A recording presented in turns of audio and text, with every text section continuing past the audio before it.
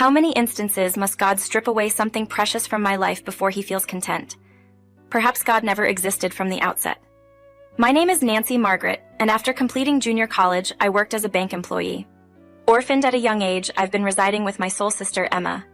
The common belief is that the older sister is more stable, but Emma, despite being older, always outshone me in beauty and strength. "You are beautiful, so you should pay more attention to your appearance," Emma would affectionately chide me. "Don't worry about me. Look, Mary is calling you."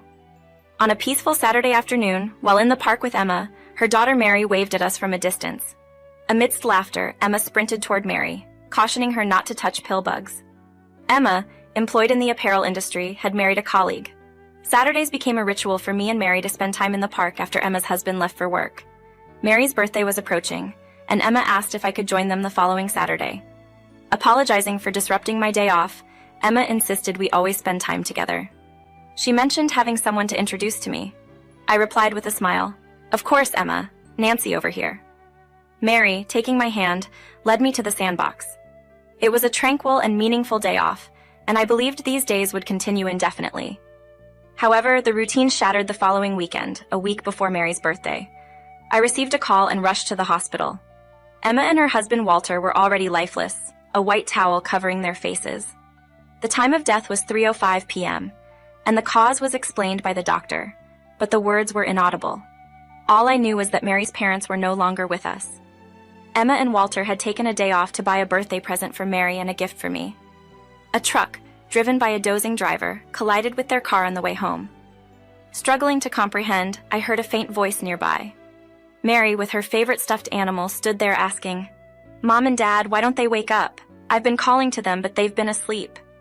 Mary's lips were pale blue as she anxiously mumbled. I could only stand there, holding her small hand. The funeral, attended only by relatives, was held quietly. The news of the young couple's death left everyone in shock, and silence prevailed throughout the somber ceremony. Emma and Walter had lost their parents early, making me the closest relative. Without hesitation, I offered to care for Mary. A collective sigh of relief seemed to permeate the air as my relatives appeared to anticipate my response. It was as if they expected me to affirm that children at this age are particularly sensitive to various aspects of life. Having lost both my parents at a tender age, I was acutely aware of this sensitivity. I was relieved that the decision had been reached before the discussion had even begun. Crouching down to make eye contact with Mary, I gently explained, "Mary, your mom and dad are going to sleep for a while. It's just for a little while, and you won't be able to talk to them for some time. But I will always be by your side during that time." Mary, dressed inappropriately in black for a child of her age, clutched a stuffed animal as she gave a small nod. Subsequently, we received belongings from the police, including a set of Mary's favorite character toys found in Emma and Walter's car.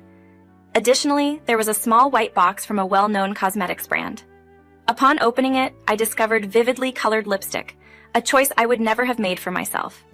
In my imagination, I could almost hear Emma saying, "You are so pretty, you should be more confident." After ensuring Mary went to bed that night, I ventured outdoors and let out a heartfelt cry. The tears flowed ceaselessly. Mary, initially awkward after coming to live with me, gradually became more at ease, laughing more often. Despite her intelligence and independence, the shock of losing her parents lingered. Occasionally, she would cry in the middle of the night or evening, and all I could do was hold her until she calmed down. Adapting to a new daycare center and the rapidly changing environment, Mary's occasional distress deepened my resolve to support her. Lacking experience in marriage and child-rearing, it was challenging to balance work with raising a young child. I informed my supervisor of my situation, and despite the offer to reduce my workload, I declined, unwilling to cause further disruption in an already overworked office. After picking up Mary from daycare, we returned home hand in hand. "Mary, shall we make curry today?" I suggested, and her face lit up with a smile. At that moment, the exhaustion from work dissipated as I found solace in the joy of being with her. Caught between the welling love in my heart and the lingering sorrow of losing Emma, I endeavored to maintain my mental and physical well-being. However, this delicate balance was disrupted during a rainy day in the season, approximately half a year after I had moved in with Mary. "Are you all right, Nancy? You look very pale," a concerned colleague called out to me. I abruptly shifted my attention back to the documents in my hand.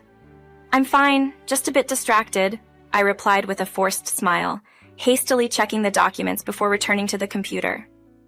Since the morning, a heaviness had settled in my mind, hindering my productivity. Despite feeling unwell, I couldn't afford to cause any disruptions during the hectic season. As the time for picking up Mary approached, I hurriedly gathered my belongings, convincing myself that the uneasiness was merely in my head. Arriving at the childcare center a little late, the teacher pointed out my pallor. Unaware of how pale I looked, I considered going to the hospital after completing my responsibilities. Smiling at Mary, who hugged me and held my hand, we walked home discussing trivial matters amid the heavy rain. Approaching a pedestrian crossing, I noticed a truck headed toward us. Swiftly pulling Mary's hand, she fell on her bottom due to the force. Terrified, I clutched her in my arms, realizing the gravity of the situation. The truck had stopped normally, but the people around stared at me suspiciously. Mary, worriedly peeking at me, whispered my name as I regained consciousness. Lying in a hospital bed, I heard a soft female voice urging me to lie down. The clock indicated around 10 p.m., and I wondered how long I had been asleep. As the nurse attended to the IV, I glanced at Mary, asleep at my feet with traces of tears on her cheeks. Overwhelmed by guilt, I was about to be crushed when a knock interrupted my thoughts. "Excuse me," a young doctor entered, advising me to stay lying down. "You've collapsed, probably due to overwork and high fever. While I don't believe a thorough examination is necessary, would you like to schedule another?" I politely declined the detailed examination, citing the multitude of thoughts occupying my mind. The doctor informed me that they were still administering an IV, and presented the option of staying at the hospital overnight or returning home. Observing a hint of concern in the doctor's eyes, I hesitated momentarily. At that instant, I noticed Mary stirring at my feet. "Mary!" I called out, and she jumped up, seemingly surprised. Despite appearing a bit sleepy, she looked at me and spoke clearly. "I'm sorry I surprised you, Mary. It's all right." My head was still throbbing, but I smiled, hoping to ease her worries. Mary, seemingly on the verge of tears, hugged my feet and nuzzled her face. I marveled at how such a young girl could care about me, my heart heavy with apology. Suddenly, the doctor spoke up, addressing Mary. "Are you Mary?" She looked up at the voice and stared at him before recognizing him. "Oh, it's you, Joseph." Subsequently, I learned the story from Joseph, who turned out to be a neighbor from my sister's former apartment. The hospital was a local general clinic where Joseph worked as a doctor. Mary had always greeted him warmly, and he had dinners at Emma's house with her and Walter. Overwhelmed with emotions upon hearing Emma and her family's story, I ensured Mary had dozed off again before confiding in Joseph about our current situation. Concerned about my health, Joseph strongly recommended that I stay in the hospital overnight, a recommendation I followed. Glancing at Mary sleeping peacefully in the bed Joseph had prepared, I felt a twinge in the back of my nose as I looked at her innocent face. Determined to protect her at all costs, I made a silent promise to myself. The next morning, I called the office and was granted the rest of the week off. Though my fever had subsided, I chose to spend the day at home with Mary after being released from the hospital. The following day, with Mary eagerly anticipating a daycare field trip, I packed her lunch and saw her off. Planning to relax and prepare for the next week, I decided to go out briefly to change things up. I headed to the park, a place where Emma, Mary, and I used to spend our weekdays. The deserted park presented a stark contrast to the lively atmosphere of our Saturday visits. Seating myself on the bench where Emma and I would sit, I stared blankly at the playground equipment. Memories of Mary joyfully swinging and Emma pushing her flooding my mind. Uncontrollable tears welled up, and I instinctively reached for my sleeve to wipe them away. "Nancy," a familiar voice startled me, and I turned to find Joseph standing there in plain clothes. He explained that he lived nearby and often came to the park on his days off.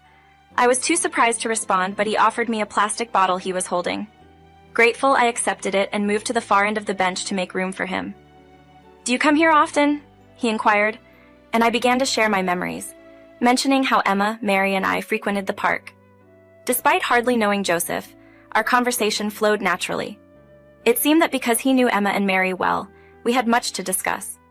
Unusually exhausted both mentally and physically, I found myself opening up to Joseph, sharing not just about Emma and Mary, but also about myself. I noticed his gaze, a mix of complex emotions, as I apologized for burdening him with my concerns. "No, I'm rather glad you told me about it," he reassured me. Joseph then looked at me seriously, taking a slight inhale as if gathering his nerves. "If you don't mind, will you allow me to support Mary?" My eyes widened at his unexpected proposal. I assured him that I wouldn't do anything to inconvenience him or Mary. He explained that Emma and Walter had treated him well, and he loved Mary. Wanting to help her had always been his desire. I was touched by Joseph's sincerity and nodded in agreement. The park, once a place of shared memories with Emma and Mary, became a setting for a new connection and a potential source of support for Mary's well-being. Joseph's expression revealed his deep care for Mary, my sister, and her husband. Although I couldn't respond immediately, Joseph kindly shared his contact information, suggesting a potential meeting at the park the following Saturday. His shy smile and consideration for my feelings stirred something in me, and I felt a flutter in my heart. We shook hands, and I bid farewell to Joseph. Upon picking up Mary from daycare, her eyes lit up upon hearing that I had met Joseph. I proposed the idea of spending time with him, and Mary eagerly agreed. On the appointed day when Mary spotted Joseph, she ran to him excitedly. Joseph, employing the playfulness of an adult, engaged with Mary energetically. I surmised that he must have played with her like this before, and I felt a twinge of shame for doubting him initially. Joseph, a gentleman from the start, never visited my house. Instead, we enjoyed activities in the park, dined out, and went on picnics, with Joseph often preparing lunches. His caring nature toward both Mary and me naturally drew me closer to him. We gradually became more intimate, and before I realized it, we were sharing dinners at home. One day we all visited an amusement park together. In the evening, Mary happily walked between Joseph and me, holding our hands. Unexpectedly, Mary suggested that Joseph stay over at our house after dinner. Caught off guard, I could barely respond, as Joseph typically returned home after dinner. Mary, expressing her wish for all of us to sleep together, murmured sadly. After a brief pause, Joseph knelt in front of Mary, his gaze fixed on her. He asked, "Mary, do you love Nancy?" Mary responded happily, "Yeah, I love her." Joseph then declared, "Okay, I love her too." His sudden declaration caught me off guard. Joseph expressed his concern about not wanting me to hate him and proposed having dinner that day, with the possibility of staying over next time if I agreed. Relieved, I agreed, and in the dusk, they couldn't see how much I blushed. Mary's direct remarks stirred something within me, and when she asked if Joseph would be friends with me forever and ever, he stood up, looking mischievous yet serious. "I want us to be friends forever and ever, Nancy. Will you be good friends with me?" Mary's innocent words left me wanting to be a part of this newfound bond, and I nodded in agreement. I struggled to muster a response, managing only a hesitant yes. Mary joyfully darted around at our feet. It was then that she shared Emma's intention to introduce me to Joseph. She remarked, "There's someone I'd like to introduce you to," referring to Joseph. Mary's statement caught me off guard, and she confidently declared, "I knew you three were destined to be together." Mary's playful and teasing tone evoked memories of Emma. I couldn't shake the feeling that my connection with Joseph was a special gift from Emma. While the sorrow of losing them remains indelible, I am determined to gaze forward and dedicate myself to ensuring Mary's happiness. This, I believe, is the most effective way to bring peace to Emma and Andre. I envision a future encounter with Emma, where she will radiate happiness. On that day, I aspire to share with her the story of Mary's life, filled with vibrant and cheerful smiles,